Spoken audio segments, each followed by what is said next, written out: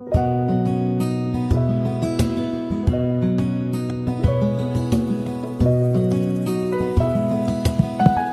that better? Good. Now I'm going to sing Feelings. Anyway, thank you. Thank you very much for coming out and joining me. I'm going to talk to you today for a little bit, just under an hour, about my most recent book, my fifth book, which is really I actually describe it as a love song to New England, which is where I grew up. How many of you are native New Englanders? Yeah? And how many have moved here from somewhere else? Yeah? Almost half. That's great. So I grew up in New England. I grew up actually in another W town, even more east of here. And you must be thinking, well, that would be in the ocean, just about. I grew up in Winthrop, or as I like to refer to it, the charming little seaside town at the end of runway 27L. It was a very noisy childhood, I assure you. I'm surprised I still have hearing. Anyway, but I describe the book that way because it is. I have spent the last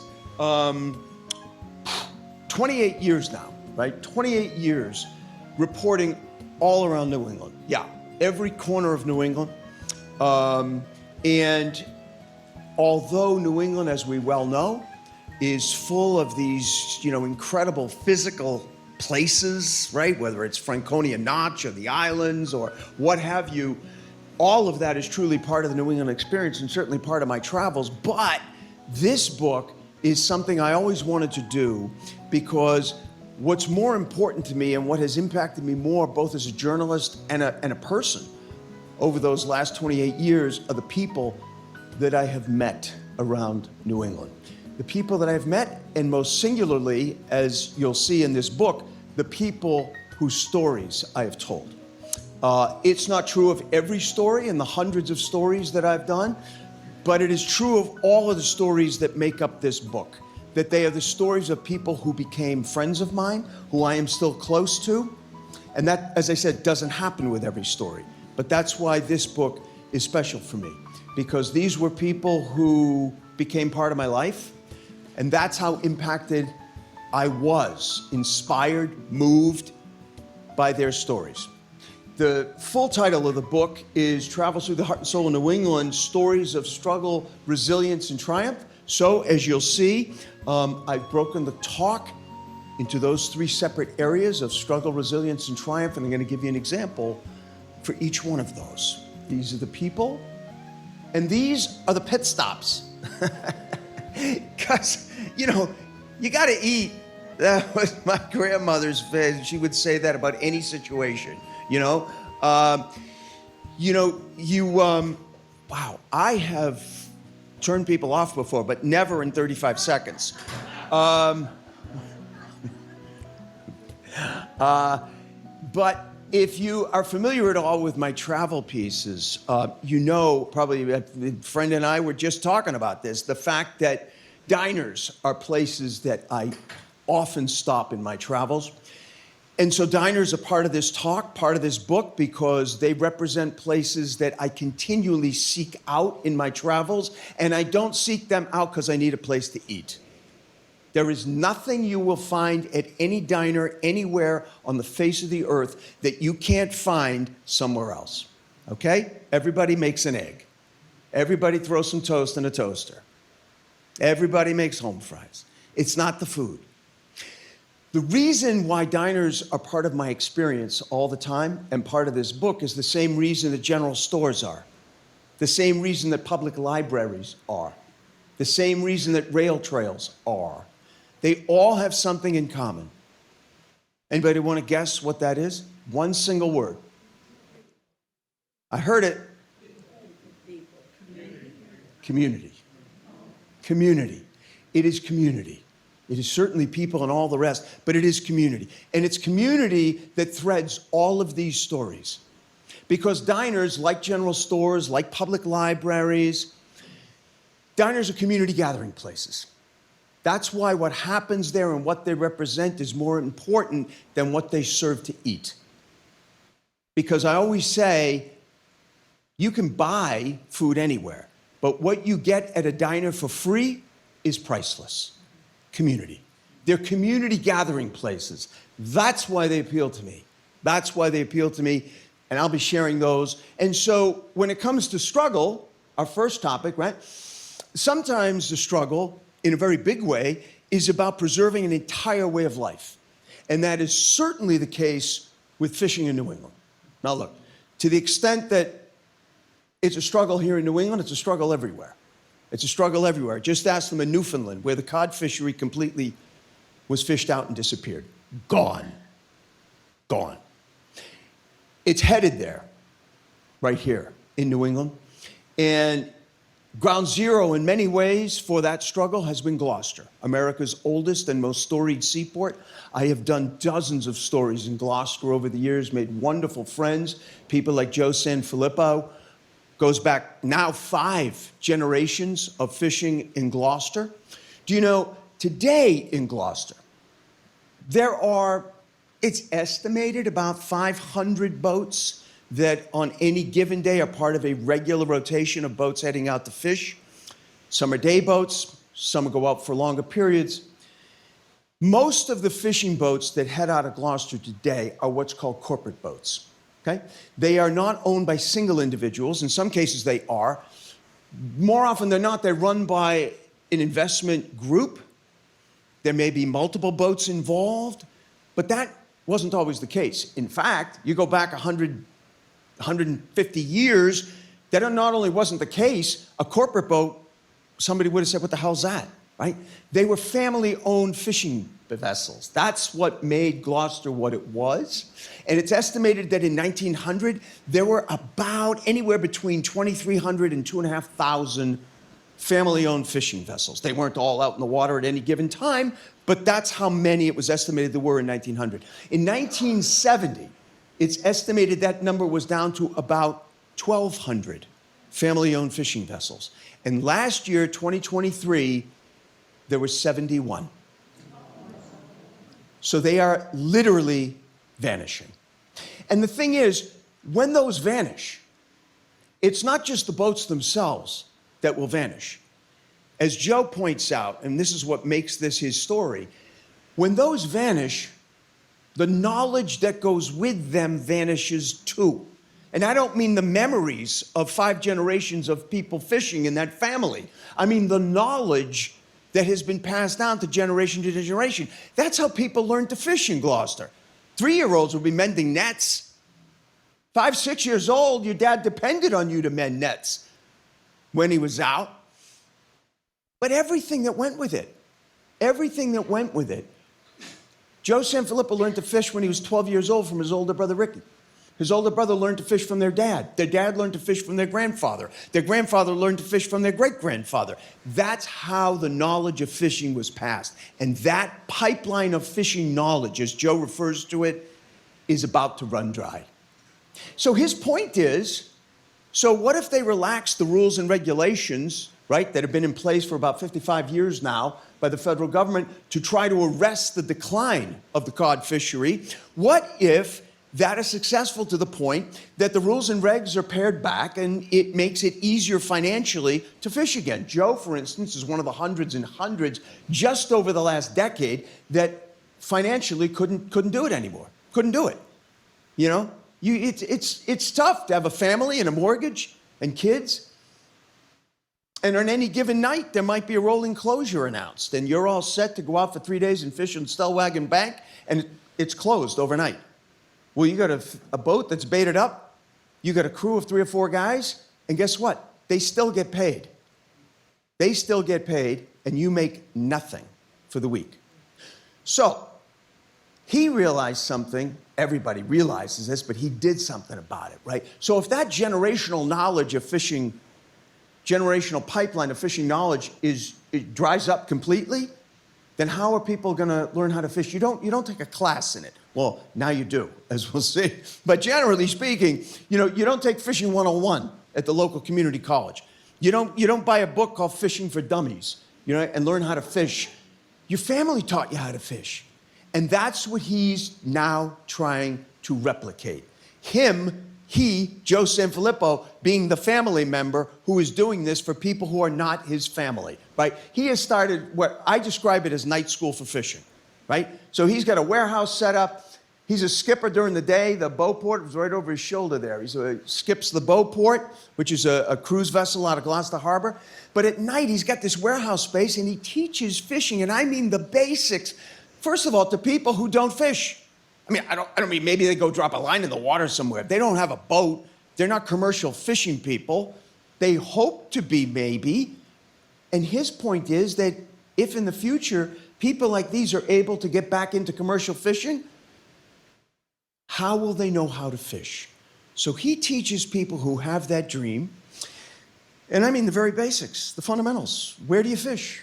What is Stellwagen Bank? How far is that? What kind of boat are you going to need? What are you going to need to run that boat? How do you service a large inboard commercial fishing engine? How do you mend a fishing net? Those are the things that he's teaching, and he's got a class full of people. Now, will any of them ever end up making a buck fishing? Who knows? But I think it's a great statement, not just of struggle, right? But of a response to struggle. We all struggle every day.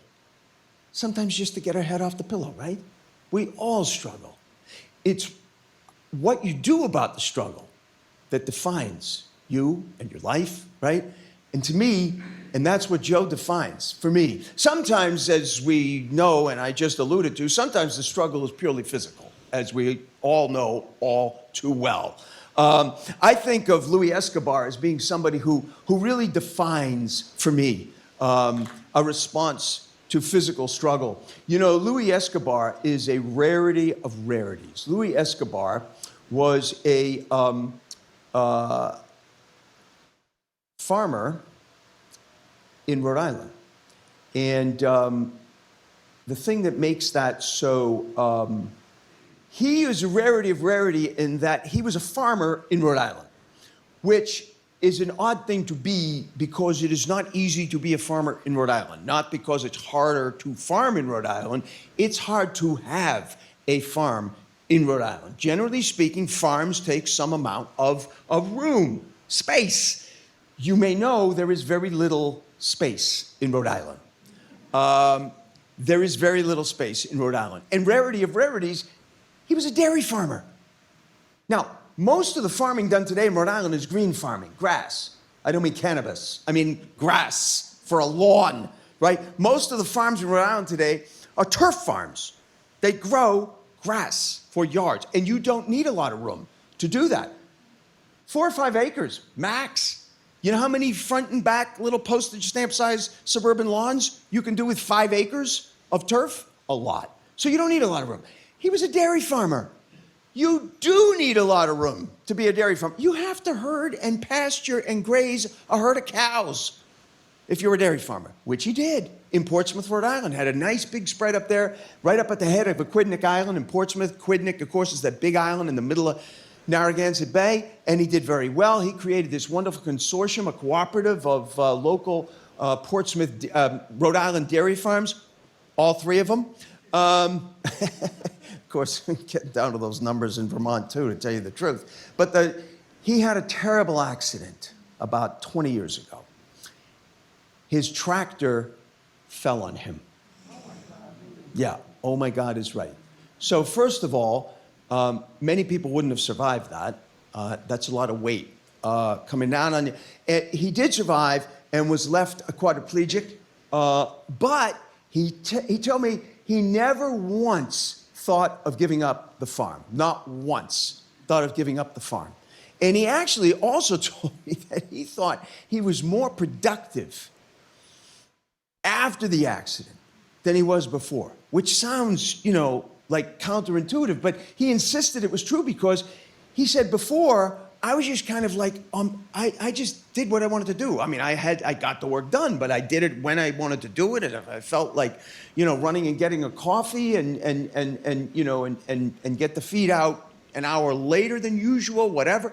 But he couldn't do that because he needed more help after the accident, and he had to hire people to schedule, and he needed to every day create a schedule for the next day. And so I understood what he meant, that he was more productive post-accident. And I'll tell you what, You talk about a response to struggle. So he had this incredible electric wheelchair outfitted. The thing's got a super powerful battery running in it, and he's got these thick, fat tire, bicycle tires. He said he'd been through already 3 sets of tires on this thing, tools all around the farm. And I'll tell you, it is a humbling experience to find yourself running, trotting, working up a sweat, trying to keep up with a guy in a wheelchair.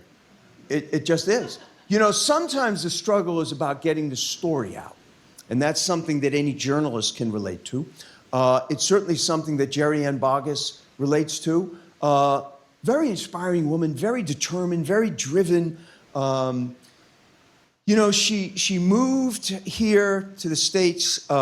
She immigrated from Jamaica in the 1970s and was adamant about, you know, making a life for herself here and getting a job and supporting her and her 2 sons, and she did.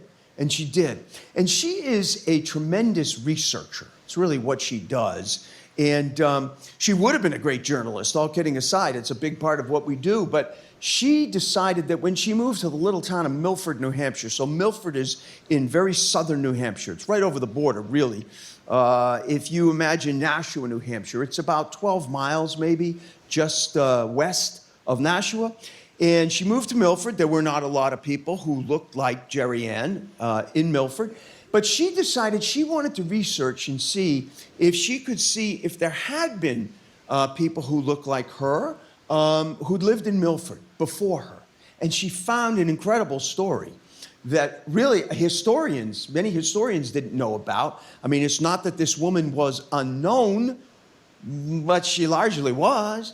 And Jerry Ann really was able to get her story out. The story of Harriet E. Wilson, who's this incredible woman who did indeed, she was actually born in Milford, New Hampshire in the early 1800s. She is the story in real life of an infant being swaddled in blankets and left in a basket on the porch of a wealthy white family in Milford. She was taken in by the family. She grew up as their indentured servant.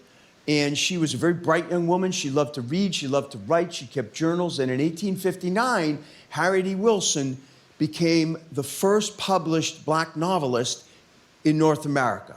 And in 2006, Jerry Ann succeeded in convincing and persuading the town of Milford to create this statue and memorial to one of its former daughters of Milford with this great story. And Jerry went on to create the Black Heritage Trail of New Hampshire. And she's now the executive director, and pointed out to me, I said, I'm not familiar with much black history in New Hampshire. And she pointed out to me this spot in Portsmouth Harbor where, surprise, surprise, during the early to even mid-19th century, there were slave auctions in Portsmouth, New Hampshire. So our first pit stop, anybody ever been to the Windsor Diner in Windsor, Vermont? Somebody say yes? No? The Windsor Diner is great. It's a really authentic diner. And I mentioned that, Louis Escobar in Rhode Island was a rarity of rarities, and so is Teresa Rhodes. So Teresa Rhodes is, first of all, part of a group that is not many people in it, which is women who own outright a diner and run it themselves. And she also, even more rare, this I've never seen. I have met some other women diner owners, but what makes her even more unusual is that she runs it literally all by herself. I mean, all by herself. That means working the grill, everything that goes with it. She gets in long before daylight and is baking and cooking and getting all the food ready because she knows she's going to need everything. She's not going to be able to go and make more of anything. And I watched her on this visit for, God, I felt like I just sat there for like 15 minutes, just watching her because I couldn't figure out what the trick was. Like, if you're in a diner and there's, let's say, 8 or 10 people in there, generally speaking, everybody in the diner is at a different place, a different stage in their diner visit, right? Some people are eating, some people are finishing, some people are waiting to be served, some people are waiting to order. Some people have just sat down. So everybody's in a different place. So you got to be aware of that, right? And keep things moving. And she was like, the grill was here and the counter's here, right? Let's say. And she's like, sometimes she wouldn't even look. Like she just, place it behind her. She would tell everybody at one point, arms up. And she would slide something down to somebody further down the counter. I kept waiting for something to hit the floor. It never did. And she's like turning behind her back. She's doing like Michael Jordan things. And it's like, I kept wondering, like, does she have a third arm that she just quickly Anyway, it was amazing. And also the other great thing about my trip on that day was that I got to meet Billy Nye.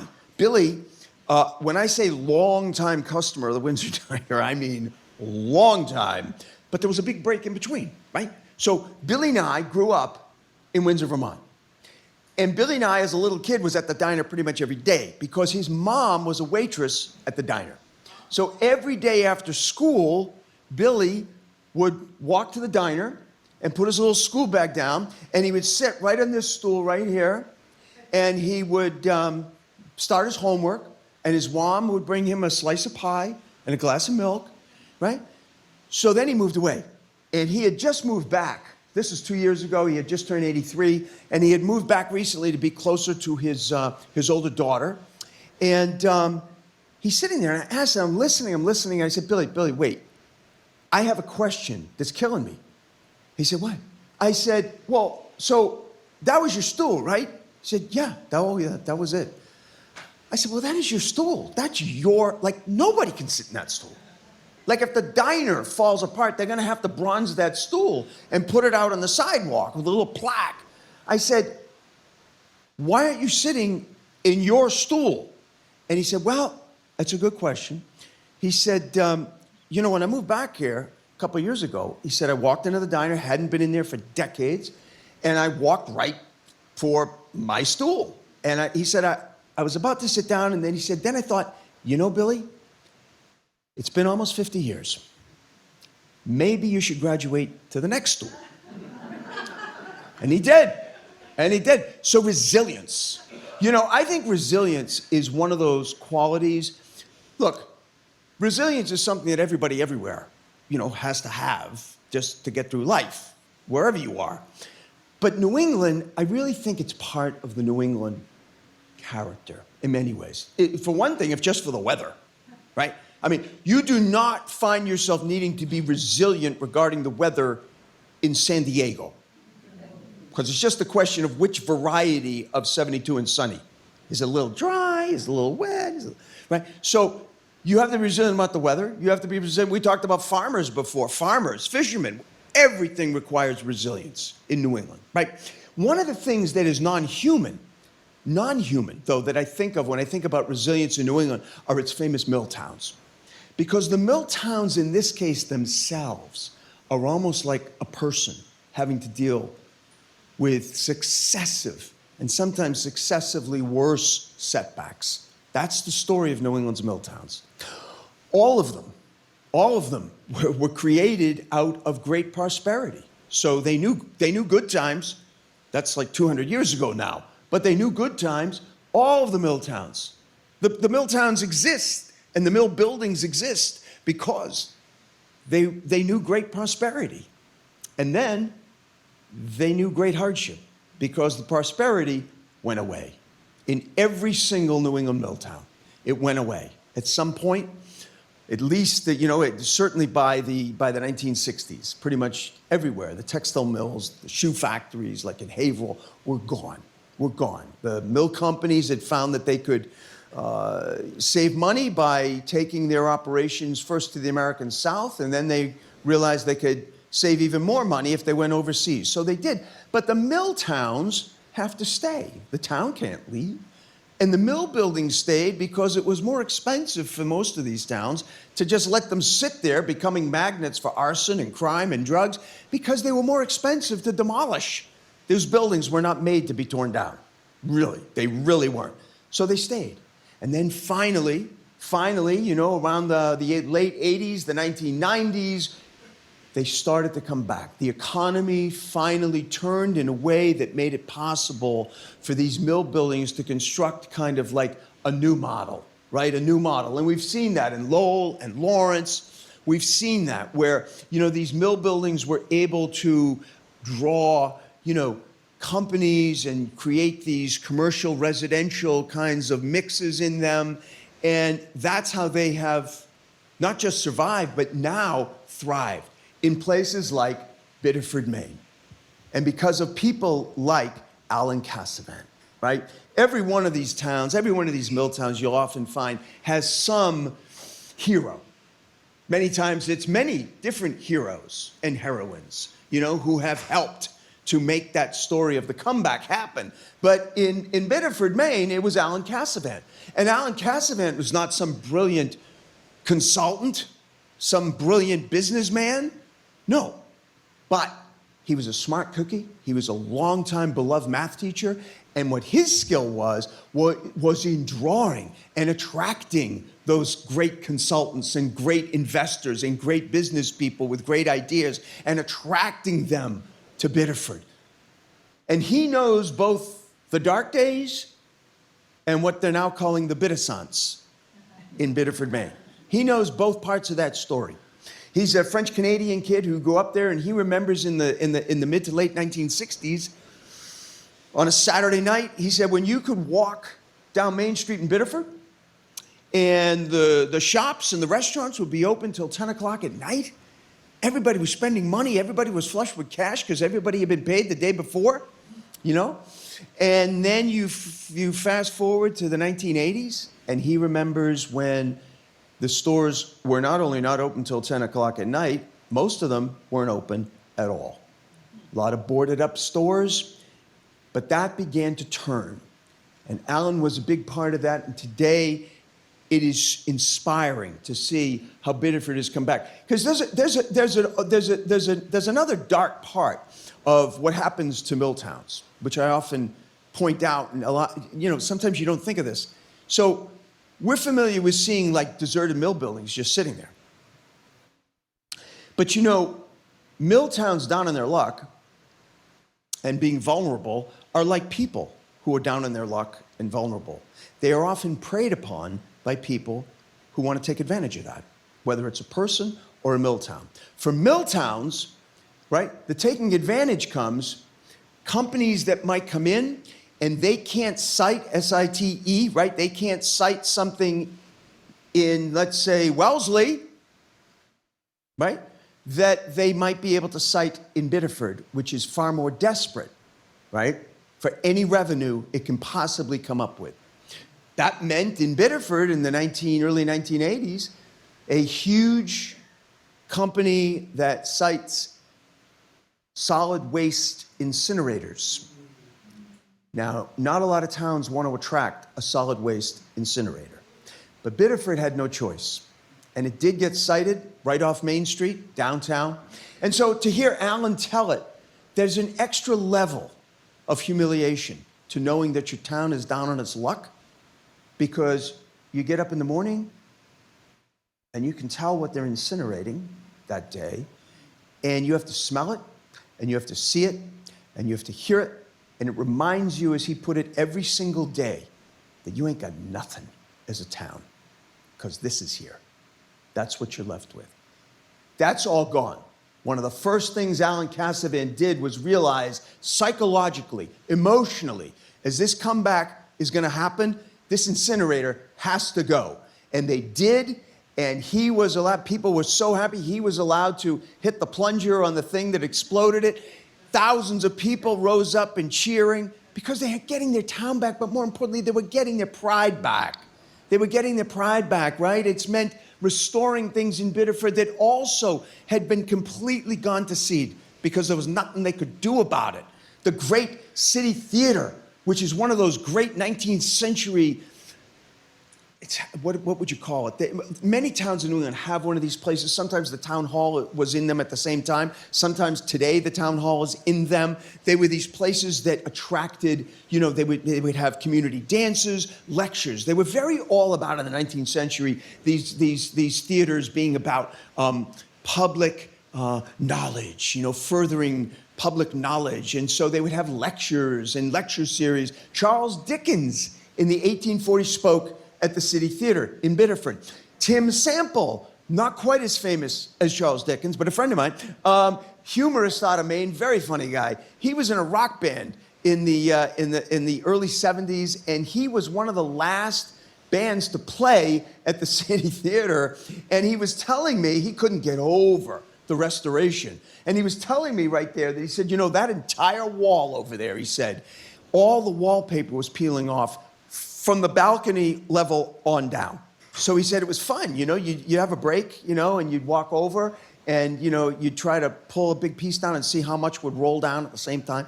And a year after he last played there, in the late 70s, the City Theater was condemned by the city of Biddeford. And then, a couple of years later, the city blew out the back brick wall of the theater, and they put in a couple of big garage doors. And at one point in the early 1980s, the DPW was storing road salt on the floor of the once proud City Theater. But that's a memory now. It's been beautiful. That was Alan Casavant's, part of his genius too, was in understanding that it is all about public-private partnerships, right? These days, you can't have the city just, you know, pour. First of all, they can't do it. They're not gonna be able to pour, you know, $12.3 million into restoring the City Theater. However, they can attract loans and some low-interest loans, and they can put up $5 million and then look for private partnerships. And so the Friends of the City Theater today have been greatly successful. It is a gleaming gem. And you talk about a restoration, the Palace Diner, another great diner story. In this case, so the Palace is my favorite type of diner, which is to say it is a diner that was closed and reopened.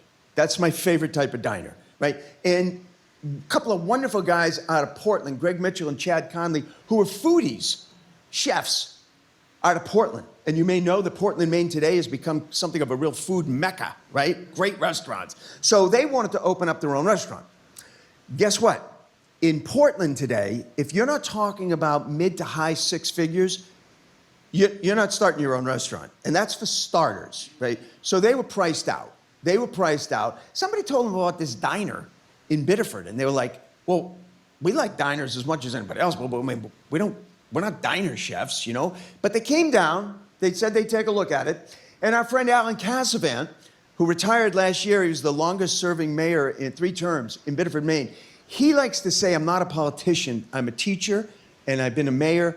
However, great political skills, right? So Alan Casavant, unbeknownst to these two guys, he knew how much people wanted the diner to reopen. So these guys are checking through the diner. He kept track of their schedule. And while they were inside the diner, so they're inside, the windows of the diner look out into this parking lot. And while they were in there, how about that? A little school bus rolls up into the parking lot, and all these people get out. Nobody ever says a word. And all these people get out, and they unfurl these big signs. And they just stand there with signs that say, please, for the love of God, buy me. That's brilliant. And it worked.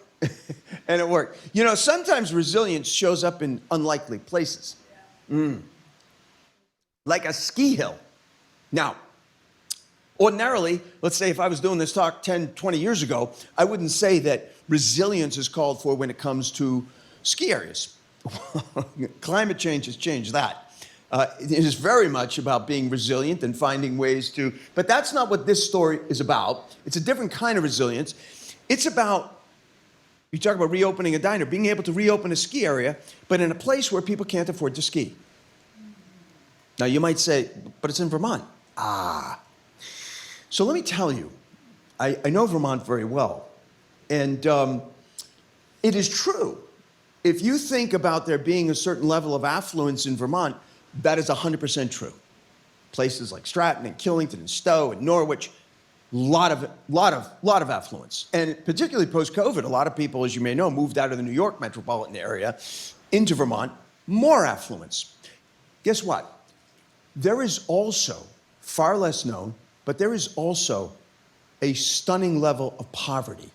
I don't mean less affluence. I mean poverty. I mean people living at or below the poverty level. Food insecurity on a daily basis, right? That's also a part of Vermont. And that is what that's like in this area of Vermont. where the ski hill is. So East Corinth, Vermont, if you're not familiar, East Corinth is in the little southwest corner, lower corner of Orange County, Vermont. And Orange County, Vermont has zero in common with its more famous other two orange counties in America. And it is not just palm trees, okay? There's a lot of poverty in this area. So there was also a ski hill here for a long time, 1930s. And then it closed in the early 1970s, and it was closed for a while. And there was a group that wanted to reopen it, Northeast Slopes. There was a group that wanted to reopen it. But they realized that by this point in time, there's no point in reopening a ski area that is, a for-profit operation, charging people, lift ticket prices, which is quite pricey today, even if it's a ski hill.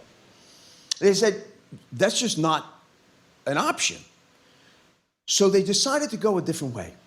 They went in such a different way that they're one of only 3 of these in America today, the ultimate oxymoron, a nonprofit ski area. Okay? It barely exists. Far from it. The ski industry, I love to ski. How many of you have skied? There you go. I started skiing when I was 5 or 6 years old. Love to ski. Still am able to ski a few times a year. Was able to teach my daughters how to ski. I love it. Know what I hate? The ski industry today. The ski industry today, I tell you without any reservation, is the face of greed. That's what it is. That's what it is. They made a decision a long time ago that rather than grow the sport, so if you have a business, what are the 2 ways that you can flourish, right? You can flourish by volume, but so to do that though, what do? You have to keep your prices reasonable and lower them if necessary to keep a large number of people, right, using your business. Not the way the ski industry went, because the other way you can go is have very high prices, so forget volume, have very high prices, but target it just to a group of people that can pay those prices. That's what the American ski industry has done. Not this place. So this is the antidote to all of that. They decided if they were going to reopen, they would be nonprofit. They would ask people for a contribution, and people certainly contribute. I contributed my skis after I spent a day there. And that's how they made it work. And that's how they made it possible for families and kids throughout this area of Orange County, Vermont, who otherwise would not be spending a dime they don't have on skiing and ski equipment, and $200-300 a day lift tickets. $305 is the new high water mark in Colorado this year for one day. One day. It's a place that restores one's faith. Now, forget skiing. In community, kids, if they can't pay, there's no stigma. Nobody knows who's doing what, right? And they just ski. If you need equipment and you don't have equipment, the little ski library rolls in, a little school bus with donated equipment from ski shops all over Vermont, and kids get the equipment they need for a season. They can keep it if they want. On the day that I was there, I met Wade Pearson. So he sits on the board. They're all volunteers, 100% volunteer. It was his turn to be, sort of chief cook and bottle washer. So he was running things that day, and I was checking out the rope tow with him. And I knew I wanted to take the rope tow up the hill and give it a whirl. And although I'm a pretty good skier, it had been probably since I was a teenager, I realized that I had used a rope tow. And a rope tow, as simple and fundamental a lift as it is, there's a trick to it, right? And if you don't know the trick to it, and you just say, I'm going to do it, and pick up the rope and grab it, you're going to go flying 20 feet in the air. And I didn't want to do that because I'm not sure I could have survived that at this point in my life. So I said to Wade, I'm watching this thing, and this thing is going fast. How's this for a great factoid?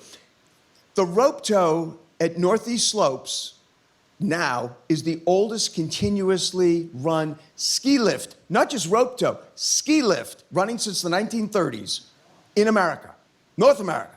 I said to him, what do you have powering this thing? Look how fast this is. What do you have, like a jet engine back there in the little shed? And he laughed and he said, not quite a jet engine. but the engine of a 73 Dodge Dart with a slant 6, right? I'm telling you. Now look, the car doesn't look like much, granted, but if you could see inside the hood, you could eat off it. I mean, this thing is obsessed over, right? In terms of, and they had that thing going. So how much did I spend? You can spend over $300 a day now to ski.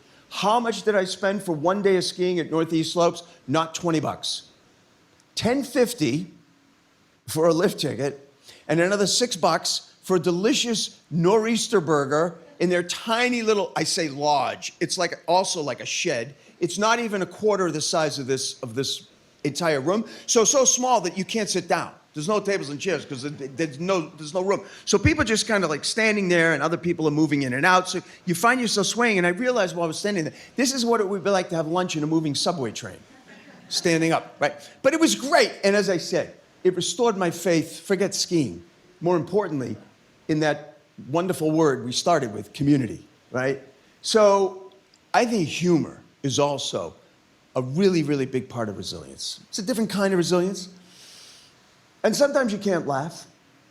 And sometimes you can't even smile. That's how it is. But somebody else can try to get you to laugh. Somebody else can try to get you to smile.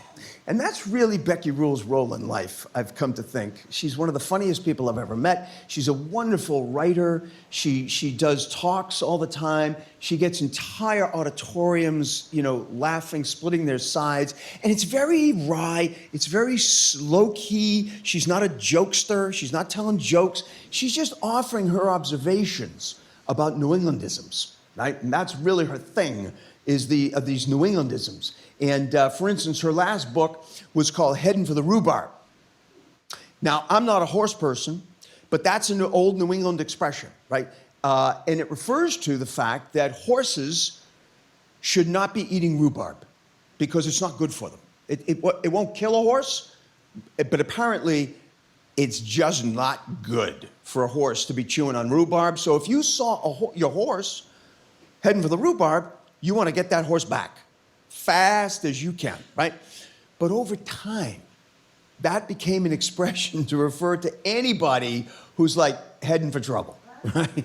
So like the example she uses in the book, she said, well, for instance, you might have a couple of old friends sitting on the porch of the local general store, and they see their other friend come walking down the street, and he's arm in arm with his new lady friend, and one of the guys on the porch says to the other one, he is heading for the rhubarb with that one.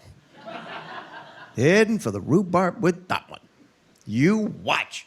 I'll give you a chance. I'll give you a chance right now to try your hand at deciphering a New Englandism, okay? Because I looked at this word on the page for like 5 minutes with Becky. I was like, I don't get it. I said, it's not a place. Nope. I said, well, use it in a sentence. And she said, well, I might go next door, a town next door in Barrington, New Hampshire. I might drop over to Caleb's General Store. I might pick up a few things, and I bring my basket, and I put it up on the counter. And Tina at the counter might say to me, that'll do for you, hon. Who gets it? Will that do for you? Right. I didn't get it. Now I get it. Resilience when it comes to a diner. I love the Brunswick Diner in Brunswick, Maine. Talk about resilience. So Jane Davis, another one of those rare women who owns a diner, she bought it as a single mom about 35 years ago. Her younger daughter, Cassidy, was with her then. And of course, Jane was a single mom. So when she went to open up the diner at 5:30 in the morning before it even got light, little Cassidy would have to come with her and sit at the counter and have her breakfast and finish her homework. And then the school bus would stop right in front of the diner, drop her off at the end of the day back at the diner, right? And then Jane, about 4 years ago, right? So she got the diner through COVID, but she realized that I can't keep doing this. So she decided she was going to wind it down. She asked Cassidy, who was then working a nice job in Portland, if she could come over and help her, kind of wind the diner down, And Cassidy did. And when she was there, she said, I realized how important this diner was to the community. She said, and every other person coming into the diner was like saying, oh my God, I remember when you were this high, when you sat at the counter before school. And she said, I can't watch this place close up. So she never went back to Portland. And today, Jane's daughter Cassidy is the new owner of the Brunswick Diner. That's resilience. So lastly, ending on an up note, two quick stories that really get to triumph, right? Triumph. Sometimes you have to fail before you can succeed. Before you can know triumph, you might have to know failure. And when it comes to drugs, failure can be fatal. And that was nearly the case for Larson Ojala. Larson grew up in the shadow of Mount Monadnock in Fitzwilliam, New Hampshire. Fitzwilliam, along with Jaffrey next door, the two towns that is straddled by Mount Monadnock. And he's a little kid. He used to run, not walk. He used to see if he could run all the way up Mount Monadnock and then run all the way back down. But by the time he was a teenager, he had started abusing drugs, serious drugs, hard drugs.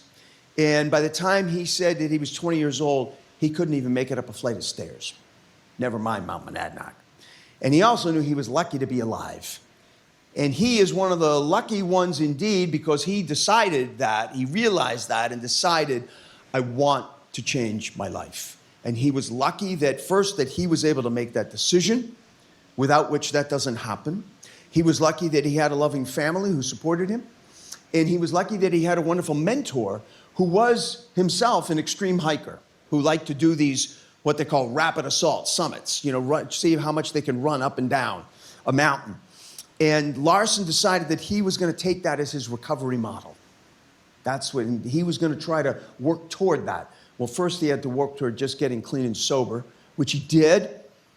He got married, had a couple of kids of his own. He started his own concrete business in Fitzwilliam, travels with his kids and his family and hikes all over, speaks to kids in schools all over. And true to his goal, in 2021, Larson Ojala set a world record for number of consecutive summits. So that's up and down, in one 24-hour period of Mount Monadnock. Most people take about 3.5 hours to hike up and down. So he did that 17 times in 24 hours. But wait, a year later, he broke his own record. 18 summits in 24 hours. And I knew he was doing that over a course of a Saturday and a Sunday morning. And on Sunday morning, when I knew he had finished up, I texted him and I said, congratulations, man, you did it. And he texted me back and he said, thanks, Ted. Next time, you do it with me. And I think I like to think I set my own world's record for number of laughing emojis in one email. So very last, my favorite story. My very favorite story. Anybody ever heard of Goodnight Lights in Providence, Rhode Island? Yeah. Few? Yeah. Goodnight Lights is an amazing phenomenon. Basically what it is the entire city at 8:30 every night, the entire city says goodnight to the children at Hasbro Children's Hospital, where children are being treated for cancer and leukemia. Every night. And you're looking at the man whose idea it was and who made it happen. Steve Brosnahan is an extraordinary man. He's one of those people that has this uncommon sense of patience and quietness and grace. Very unusual. And that's him. He likes to joke that he works at Hasbro Children's, and he likes to joke that he is the lowest paid member of the medical staff. That's true, largely because he has no medical degree. But he would also say he is the one member of the medical staff that children are actually delighted to see in the course of a day. They know they're not going to get pricked and prodded. They're not going to have tests scheduled. They're not going to have a doctor come in and say things that makes their parents start crying. They know that when Steve comes in with his armload of sketch pads and buckets of markers and crayons, they are going to create drawings and take trips around the world and into space for an hour, and they will laugh and they will smile and they won't think for 1 minute about what they're going through and what their family is going through. So Steve had become friendly with a young boy about 18 years ago, and this young boy was about to be released from the hospital. And Steve had become friendly with him, and he wanted to give him some kind of a special goodbye that night, that day. So he said he looked out the kid's window, he said, and he realized that the kid's room faced right out the front of the hospital. And Steve rides his bike to and from work, and he realized he'll be rolling his bike right out of there early that evening. So he said to the kid, you look out the window at 8:30, okay? Remember, look out the window. It's going to be a surprise.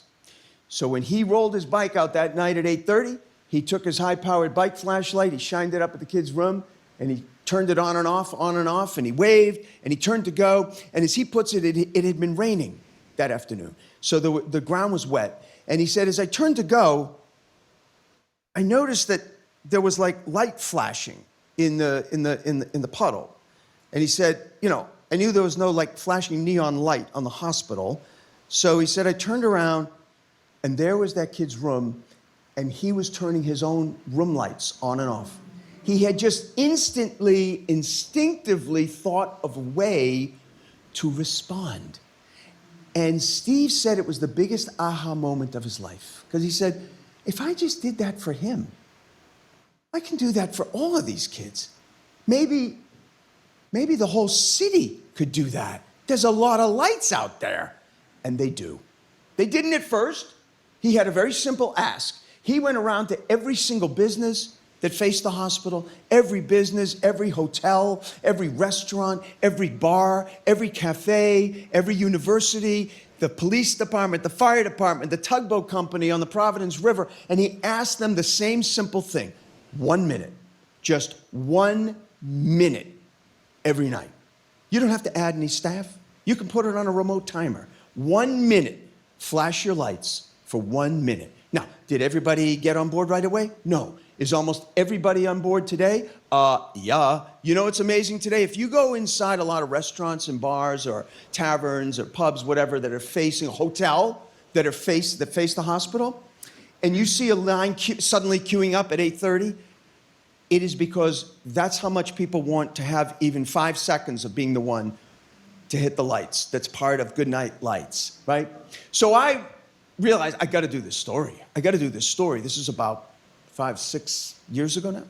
I said, I got to do this story. So I got in touch with Steve, and I said, we'd love to do it. I'd like to come down for the day. And he said, great. I said, one other thing. I said, could you connect me with a family and a patient? Because I'd really like to see if we can experience Goodnight Lights through the perspective of some kid that is really enjoying that. And he said, let me check. And he called me back later that day. He said, I have got the perfect person for you. So we went down and we met Abby Waldron. At the time, I'm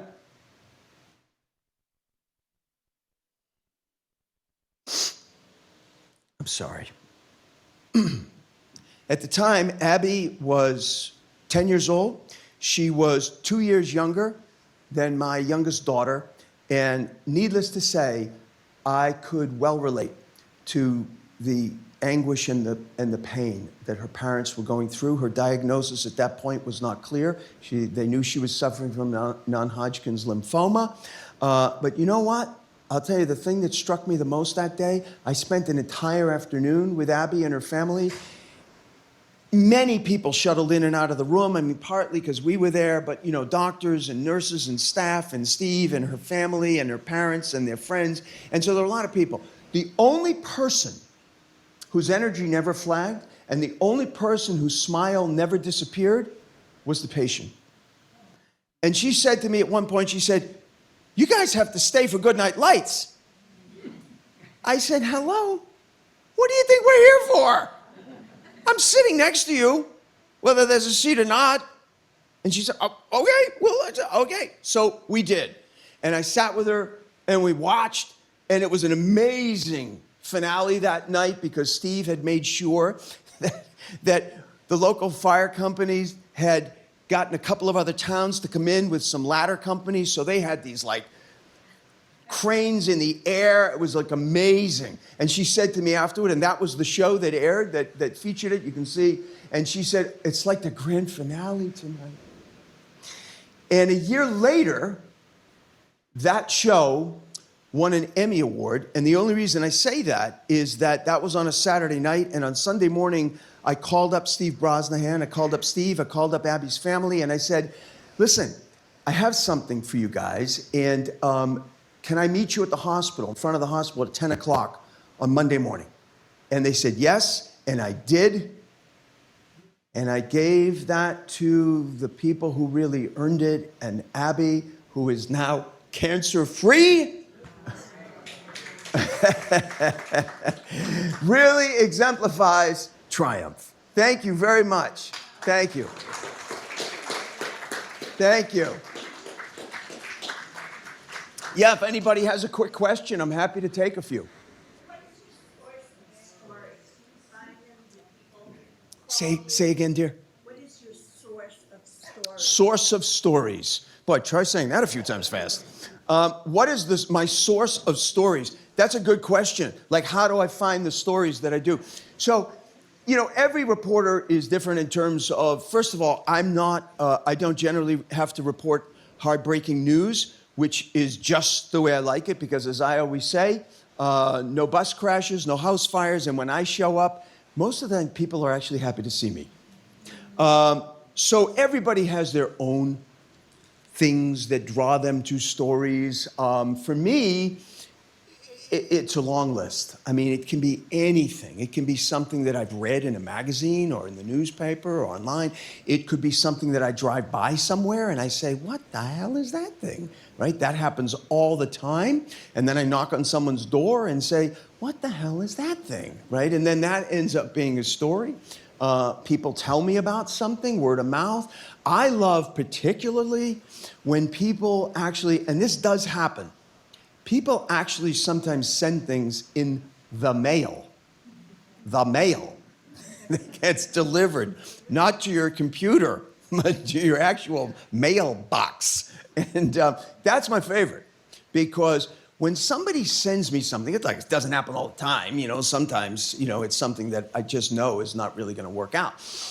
But some of my favorite stories over the years are when someone sends, I know it's good when I open it up and some old Polaroid pictures fall out. And I say, oh God, this is going to be good. And sometimes it is like that. I'm thinking of one case where, you know, I'm looking at these Polaroids and I flip it over and it's in pencil. It's like 1961. I'm like, oh, this is getting better all the time. And it's like, that particular case I'm thinking of, this woman had a little handwritten note and she said, I don't know if you'd be interested in this. I know it's kind of weird, but my uncle in Billerica for the last 30 years has been creating a full size, a model of Notre Dame Cathedral made entirely out of gum wrappers. I was like, when can I come and see it? So any way you can imagine, I have found stories. Anybody else? Anybody else? Yes, sir. How many years have you been at Channel 5? How many years have I been at Channel 5? Well, counting today, many, many years, about 30 years. Yeah. I'm going to get it right one of these days, too. Anyway, anyone else? Anyone else? Yes, ma'am. Keep your weight down. It seems like you all eat. How do the people at Chronicle keep their weight down? I can't speak for others. You mean because it looks like I'm stuffing my face half the time? Yeah. So the trick is, don't eat everything. Somebody.